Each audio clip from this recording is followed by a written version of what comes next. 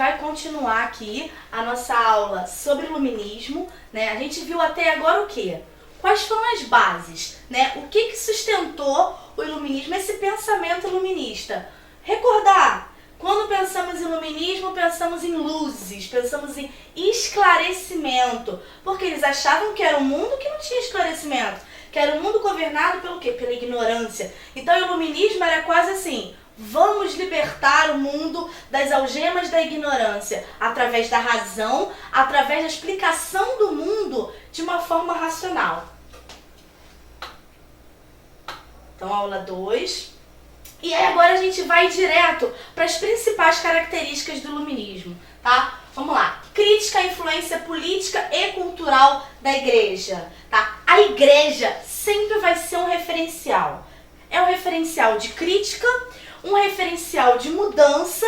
Mas por que isso com a igreja? Eles cismavam com a igreja? Não. É simplesmente porque a igreja que estava ali comandando, estruturando mesmo aquela sociedade. Então, se você quer provocar uma mudança na sociedade, você, obviamente, vai falar da igreja. Porque, assim, a igreja ela não estava restrita só ao aspecto religioso, né? A igreja, por exemplo, a igreja é dona das terras. Então, grandes propriedades de terra é da igreja. E aí você acha que você é burguesia, está ganhando dinheiro, quer mais dinheiro, você quer que grande parte das terras sejam da igreja? Não. Então você critica a influência política e cultural. Vamos lembrar que o ensino, né, a instrução, a educação era uma instrução muito ligada à igreja, né? Era relegada à igreja esse poder de você estudar, a educação vinha muito religiosa. Então eles criticam isso também, eles defendem o quê? Eles defendem um ensino laico, um ensino separado da igreja. Por quê? Porque se quem está te ensinando é a igreja, você vai conseguir pensar de uma forma diferente? Ou será que você vai continuar a reproduzir? Porque essa é uma diferença essencial. Quando você quer descobrir a verdade, você tem que produzir conhecimento e não reproduzir. Então, se você continua com a igreja comandando todo aquele ensino, será que você vai ter condição de criar, de produzir? Eles achavam que não. Eles achavam que ia ser apenas reprodução. E aí também, fim dos privilégios na nobreza. Qual é o principal privilégio da nobreza? Já falei que é para sempre lembrar disso. Impostos. A gente tem uma grande camada de camponeses, trabalhadores urbanos e a burguesia, e tudo de imposto, tudo em cima deles. A nobreza e o clero, eles têm esses privilégios de quê? Eles são mantidos por toda aquela base. Então, um dos privilégios da nobreza que eram mais criticados eram o quê? Os impostos. Fim da servidão no campo, acabar com monopólios comerciais. Como assim monopólios comerciais? A gente vai ver que vai ter uma crítica muito grande ao mercantilismo. O que é o mercantilismo? Era aquele sistema que vem lá do antigo regime, em que o Estado intervém na economia e que, além disso, se o Estado intervém na economia, quem tem o monopólio, ou seja, quem domina todas essas relações comerciais? O Estado. Então, quando você põe acabar com o monopólio comercial, você está dando a chance da burguesia. A burguesia está querendo entrar nesse comércio. A burguesia está querendo ganhar novos comércios, expandir isso. Então, você acaba com o monopólio porque você está dando mais espaço. Você está dando uma forma da burguesia conseguir avançar um pouco mais. Tem a crítica à tese do direito divino. Já expliquei isso. Tese do direito divino. O rei comanda porque é o enviado de Deus. Então é um direito divino porque é um direito enviado por Deus. E quando você põe essa tese aqui, ela acaba sendo quase que irrefutável. Se é um mundo comandado pela religião, você vai contra a religião? Então entra isso daqui também. Defesa do contrato como mediador das relações sociais. Como assim um contrato? As relações sociais deveriam ser, na visão dos iluministas, comandadas por quase que um acordo entre os reis e a sociedade. A população, ela deve ser comandada por um rei que tem quase que um pacto, né? Um contrato. Tanto que a gente fala que os iluministas são contratualistas. Por quê? É um contrato entre governados e governantes, né? Eles fazem esse pacto para poder conseguir gerir a sociedade. Tá? A gente vai chegar a isso mais pra frente. Mas eles defendem esse contrato como mediador das relações sociais. principais pensadores iluministas, né? Aqui, ó, eu escolhi alguns, existem outros. A enciclopédia, por exemplo, que é a mais importante, ela reunia um monte de obras de pensadores diferentes, mas quando a gente pensa em pensadores iluministas, o que é cobrado mais, o que vai fundamentar mais, são esses aqui que eu separei para vocês. O John Locke, ele é considerado o pai dos iluministas, né? Gente, uma informação muito importante. Eu tô falando até agora, e quando a gente pensa em iluminismo, a gente está pensando a maior parte dos pensadores franceses. Mas não tem como descartar a influência já de alguns pensadores, filósofos ingleses, né, que vai fundamentando, né, vai dando os argumentos que depois esses franceses vão desenvolvendo. Então, o Locke, considerado o pai dos iluministas, né, dentro dessa tradição que já vem da Inglaterra, a principal obra é Ensaio sobre o Entendimento Humano e a Mente como uma Tábula Rasa. Como assim a mente como uma tábula rasa? Ele entendia que a mente humana em si, ela era uma tábula rasa. Então, através da ciência, através da explicação científica, é que você conseguiria botar ideias, né? Se estava numa tábula rasa, não tinha nada, você vai conseguindo botar uma sustentação nisso. Então, a igreja sai daí e entra a razão para que a mente humana não seja mais uma tábula rasa.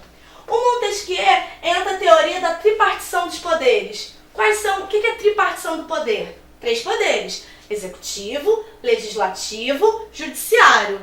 Parece muito estranho? Não, é o que a gente tem até hoje, né? O nosso país, ele tem essa tripartição dos poderes. E olha só, vem lá do Montesquieu, vem lá do iluminismo. Então não parece tão...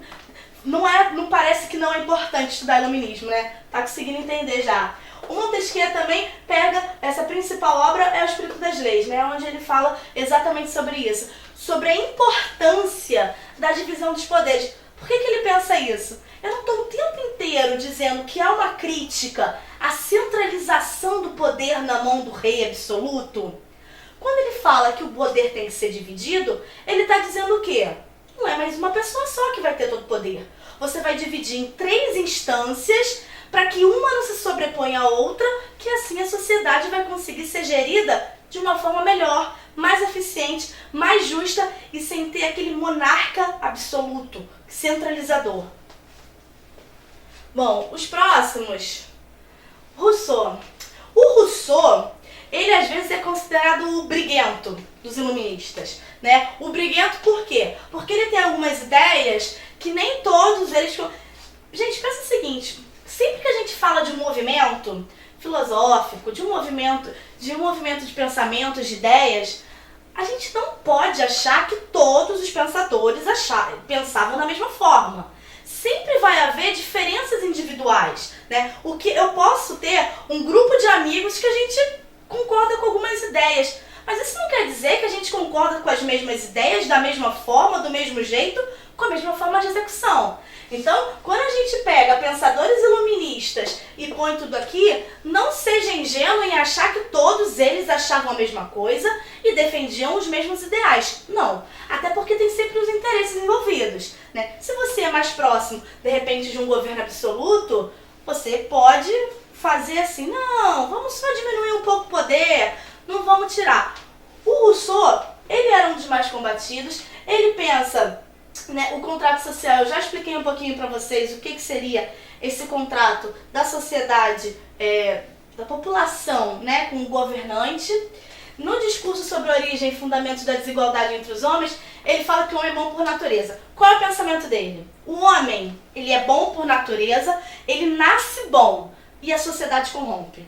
Então, assim, é como se a sociedade conseguisse influenciar nesse homem, deixando que ele fosse bom. E esse contrato também entre o governante e os governados, ele agiria no sentido de equilibrar essas relações que foram influenciadas pela sociedade. É como se fosse um homem bonzinho, uma sociedade má, que influencia no funcionamento dele por influenciar no homem.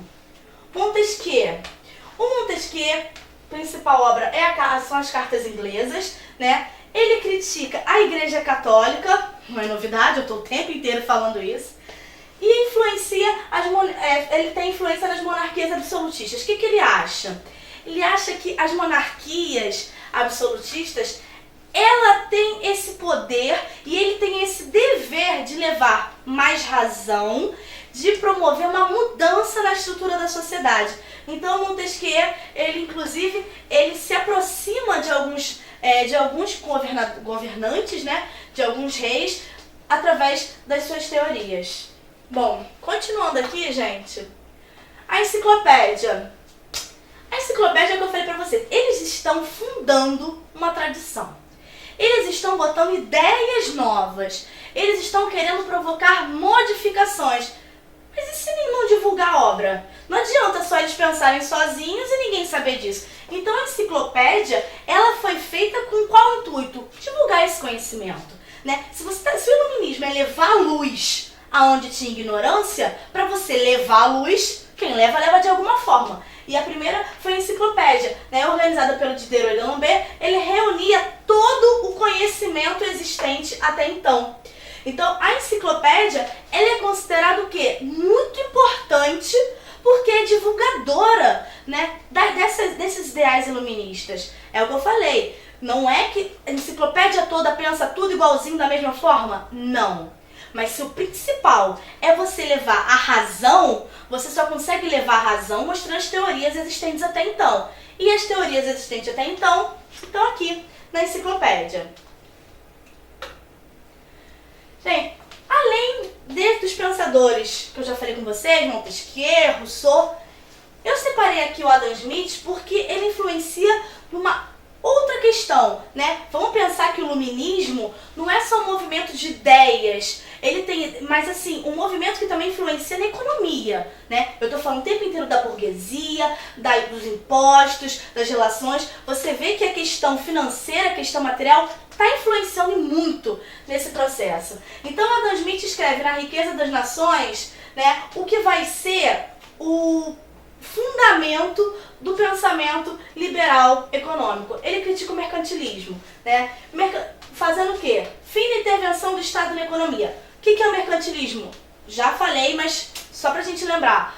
Estado forte, Estado intervindo na economia, a riqueza era produzida através do ouro e da prata que o Estado conseguisse acumular, né? Portugal, quando chega aqui no Brasil, ele ainda está dentro do mercantilismo, né? Dentro dessa forma de você governar. Então ele fala o seguinte: ao lugar dos metais preciosos, ou seja, a riqueza de uma nação não é mais medida pela quantidade de ouro e prata que ela consegue guardar. Ela é medida através do quê? Do trabalho. O trabalho vai ser o gerador de riqueza. E você pensa, se você é burguesia, uma classe que está surgindo, e uma classe que consegue dinheiro não pela sua origem, mas pelo trabalho, pelo seu esforço, você consegue entender que você valorizar o trabalho, você está se beneficiando no sentido de falando o seguinte: não é o ouro e a prata, porque só consegue chegar ao ouro e a prata a nobreza, porque ela que vai conseguir comandar as grandes navegações e tudo. Não, a gente está aqui fazendo o quê? A partir do trabalho, a partir do esforço do trabalho, é isso que vai gerar a riqueza de uma nação. Então aqui, o gerador da riqueza, o trabalho. Além disso, né, eu já falei, o fim da intervenção do Estado na economia, ao invés de você pegar um Estado e esse Estado ser o responsável por intervir todas as relações econômicas, a gente põe na lei da oferta e da procura, né? Quase que a mão invisível do mercado. O que é isso? A oferta e a procura, as relações comerciais, elas vão se autorregular. Você não precisa de um Estado forte, centralizador, comandando todas aquelas relações. Você consegue o quê? Que através da lei da oferta e da procura, você consegue que o mercado se autorregule. Bom, vamos agora para o último ponto aqui. Estado poderoso é Estado rico. Eu não estou falando o tempo inteiro que a burguesia está querendo valorizar essa questão. A burguesia tem o quê? Ela tem dinheiro. A burguesia tem prestígio? Não tem. A burguesia tem origem nobre? Não tem. O que a burguesia tem? Dinheiro. Então a gente vai valorizar o quê? O dinheiro. Então o Estado poderoso é um Estado rico. né? Por quê? Esse estado rico significa que você está valorizando a questão do dinheiro até um pouquinho mais do que a questão da nobreza, do nascimento, da origem social, prestígio, autoridade, não. Você está dizendo o quê? Estado rico é aquele estado que é importante, é o estado que é poderoso. E vamos aqui, ó. Para ser rico, Estado deve dar liberdade econômica e política para grupos particulares. E que grupos particulares são esses que a gente está falando? A burguesia. O tempo inteiro pensou em iluminismo, pensou em burguesia. É a burguesia, uma classe social nova que está surgindo e que está lutando com o que estava vindo antes. Por quê? Porque ela quer conseguir o prestígio, ela quer conseguir avançar. E aí, gente, para terminar, vamos aqui ver o despotismo esclarecido. Vamos pegar aqui, déspota. Quem é déspota? É aquele autoritário, a pessoa autoritária, a pessoa que comanda com mãos de ferro, vamos dizer assim. Esclarecido é aquele que tem conhecimento, que teve acesso à luz. Se você pensar, poxa, mas calma aí. Se ele teve acesso à luz e ele está continuando com o absolutismo, com tudo aquilo, tem como fazer isso? Alguns historiadores, alguns pensadores dizem que não, que esse termo não serve. Mas na historiografia tradicional, a gente adotou isso aqui. Despotismo esclarecido, que seria o quê? Associação do absolutismo, representado na figura do déspota, do rei absoluto, concentrador, com as ideias iluministas, né? Que seria o esclarecimento. Por quê? Alguns absolutistas, alguns reis, eles tentaram associar essas duas formas, né? Por quê? Sempre tentando ter o maior interesse possível.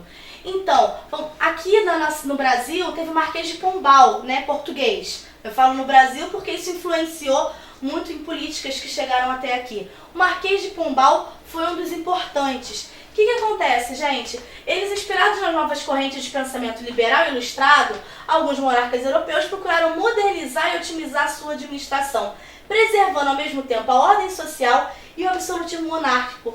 Tenta entender que eles não estavam de forma modificando todas as estruturas, eles estavam adaptando. É quase como quando você quer muito uma coisa e você não consegue aquele objetivo final, mas aí você tenta um pouquinho para, pelo menos eu tive isso. Então, como se tivesse num momento, né, uma movimentação tão grande no caminho dessas novas ideias iluministas, dessas novas ideias de otimização do Estado, numa administração mais eficiente, menor influência da igreja. E aí, para eles continuarem, até como forma de se manter no poder, eles vão e adotam algum desses pensamentos que vem da filosofia iluminista. Bom, gente, na próxima videoaula a gente vai fazer alguns exercícios para a gente ver se vocês conseguiram aprender o que eu quis dizer até agora. Tchau!